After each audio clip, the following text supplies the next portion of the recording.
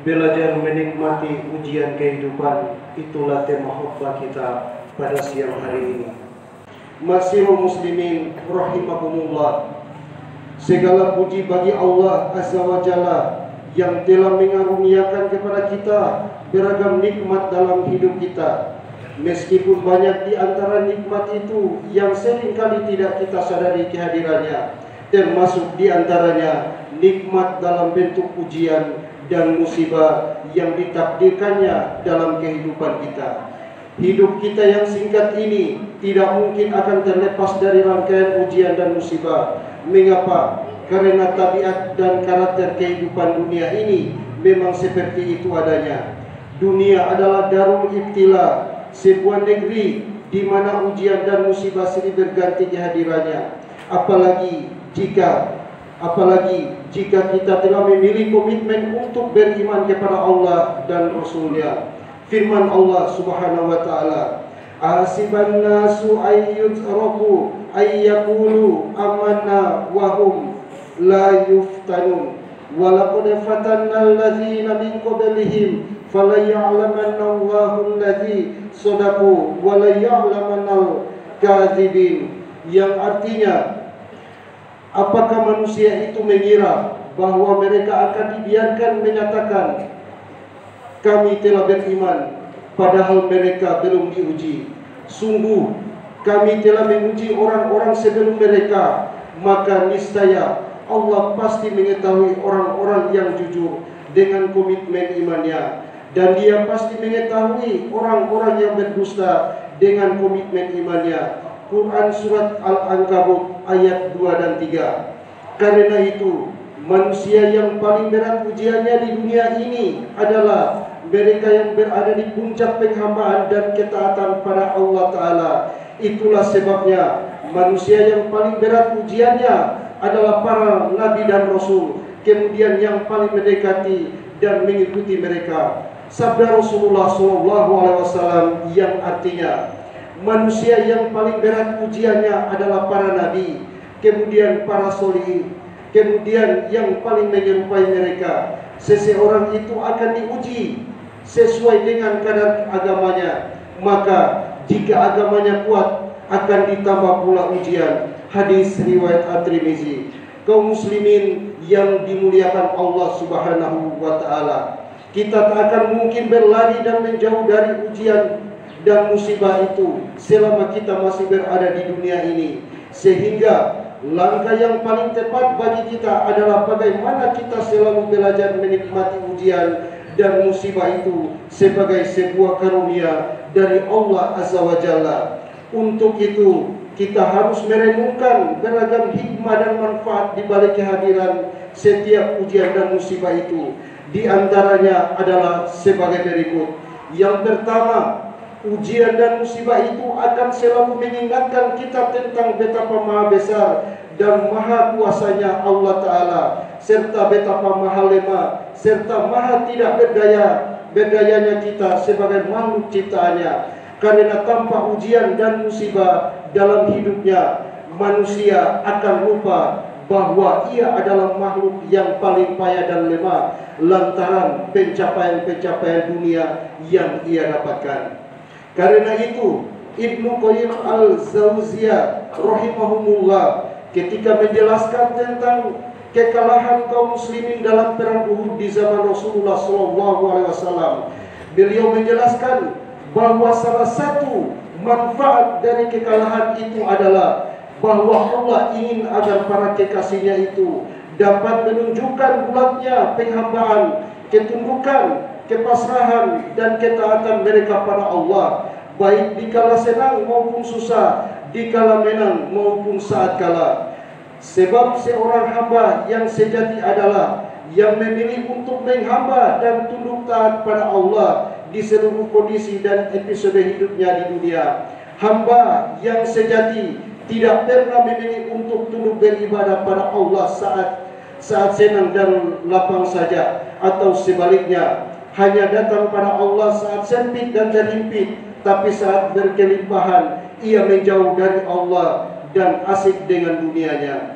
Yang kedua, Ketika Allah menimpakan ujian dan musibah pada kita, maka itu artinya Allah masih memberikan kesempatan pada kita untuk kembali padanya dan memperbaiki jalan hidup kita. Karena kita tidak pernah ragu bahwa penyebab utama hadirnya ujian dan musibah itu adalah dosa dan kesalahan kita sendiri. Maka ujian dan musibah itu adalah kesempatan untuk merenung diri dan bertaubat pada Allah Ta'ala, sebagaimana yang Allah katakan, wa balawnahum bil hasanati wasayyiati la'allahum yarji'un, yang artinya, dan kami menguji mereka dengan karunia kebaikan dan keburukan musibah agar mereka kembali bertobat kepada Allah. Quran surat Al-A'raf ayat 168. Karena itu bersyukurlah jika Allah Azza wa Jalla masih mengaruniakan ujian dan musibah, karena itu adalah kesempatan satu kali lagi untuk memperbaiki diri dan meruntuhkan keangkuhan hati atas capaian-capaian duniawi kita. Yang ketiga, yang tidak kalah pentingnya adalah bahwa ujian dan musibah itu akan menjadi penghapus dosa dan peninggi derajat kemuliaan kita di sisi Allah Azza wa Jalla. Siapa di antara kita yang tidak punya dosa, siapa di antara kita yang tidak pernah jatuh dalam kesalahan, kita bahkan sering bingung bagaimana caranya menghapus dosa-dosa itu, hingga akhirnya Allah Subhanahu wa Ta'ala hadirkan ujian dan musibah dalam hidup kita, ujian dan musibah yang akan membasuh dosa-dosa itu. Maka seorang hamba yang bersabar dan menguatkan hati saat musibah menimpanya, niscaya akan Allah hapuskan dosa dan salahnya. Bahkan Allah akan muliakan ia dengan pahala yang besar dan kemuliaan di sisinya. Nabi kita Muhammad SAW mengatakan, yang artinya tidak ada satupun kepayahan, kesusahan, kegalauan, kesedihan, gangguan dan kegundahan yang menimpa seorang muslim, bahkan mesti itu adalah sebuah duri yang menusuknya, melainkan dengan itu Allah akan menghapus kesalahan-kesalahannya. Hadis riwayat Al-Bukhari.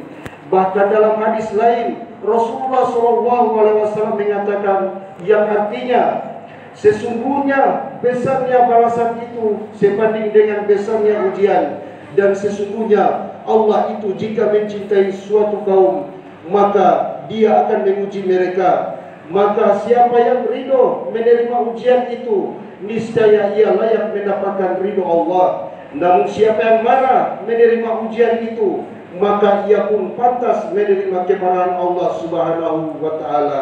Hadis riwayat At-Tirmidzi. Kaum muslimin yang berbahagia, Allah Ta'ala pasti akan selalu menguji kita. Ujian dan musibah kecil ataupun besar akan selalu menjadi penghias utama jalan kehidupan kita di dunia ini. Kita tinggal memilih akan menjadi sosok hamba yang bagaimana saat ujian dan musibah itu hadir.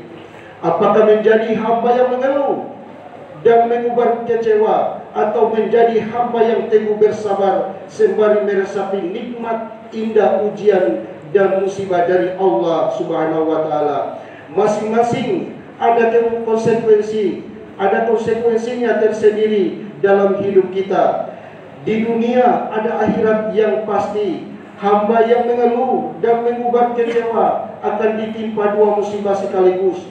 Musibah itu sendiri, lalu musibah kehilangan balasan Allah yang nilainya jauh lebih besar dari ujian musibah yang menimpa. Sebaliknya, hamba yang bersabar, meneguhkan hati, justru akan mendapat dua karunia, karunia kelapangan dan ketenangan jiwa, serta karunia akhirat berupa pengampunan dosa dan kemuliaan derajat di sisi Allah Subhanahu wa Ta'ala. Kaum muslimin rahimakumullah, itulah khutbah yang dapat kami sampaikan. Mudah-mudahan bermanfaat bagi kita semua. Barakallahu li wa lakum fil kitabi was sunnati wa nafa'ani wa iyyakum bima fihima minal ilmi wal hikmah. Aqulu qawli hadza wa astaghfirullah li wa lakum innahu huwal ghafurur rahim.